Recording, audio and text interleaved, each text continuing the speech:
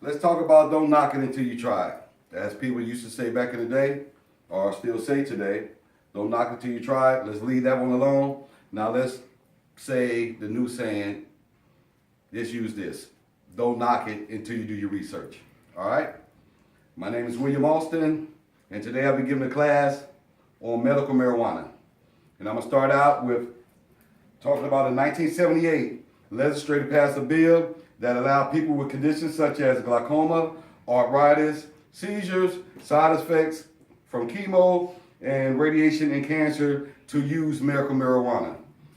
But this bill was not recognized by the federal government. And they could shut down any facility at any time when they get ready to, just because they felt like it. If they felt you was doing a little wrong, they would go shut it down. And that prevented a lot of people from getting their medical marijuana that really needed it. And they also could arrest anyone that was in possession with medical marijuana, even if they had a medical marijuana card. Okay, according to the Business Wire in 2009, the Obama administration said that the federal government would not interfere with any state medical marijuana laws as long as they was doing everything by the books. Today, there are over 23 states that has legalized medical marijuana, but activists are trying to push for all states to have legal marijuana in our nation. Okay, let's talk about who benefits from medical marijuana.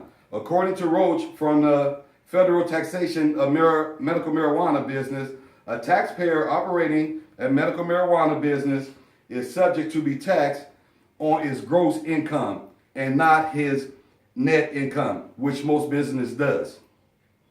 Either if it's legal or illegal, most business get taxed on their net income. So in other words, if you have a facility, a marijuana facility, you don't get no deductions. Whatever you got in storage, whatever your employees, you cannot deduct anything. Everything is taxed off your gross. It don't matter how much you made or sold. If you brought it, it's getting taxed. It don't matter if it was in storage or not.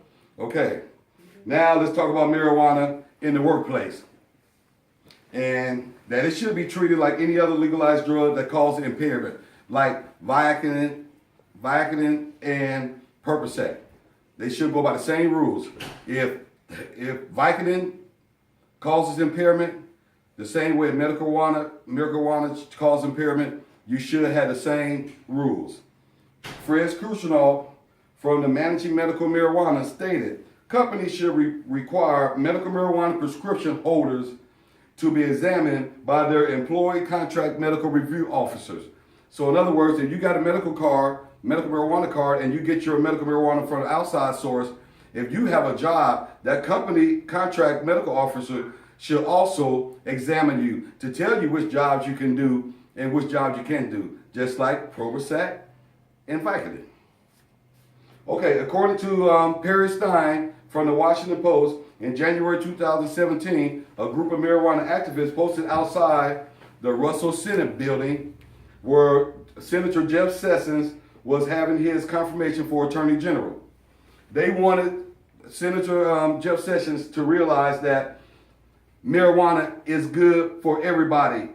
If you are in pain, you should be authorized to use marijuana.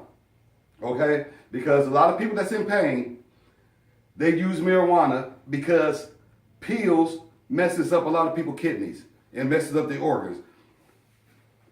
They might help themselves with the pills for the pain, but some will also mess up their kidneys. But using medical marijuana, it gets rid of the pain and there's no side effects for your kidneys being damaged. Okay, that is my class. My name is William Alston, and I thank you guys for showing up. Have a nice day.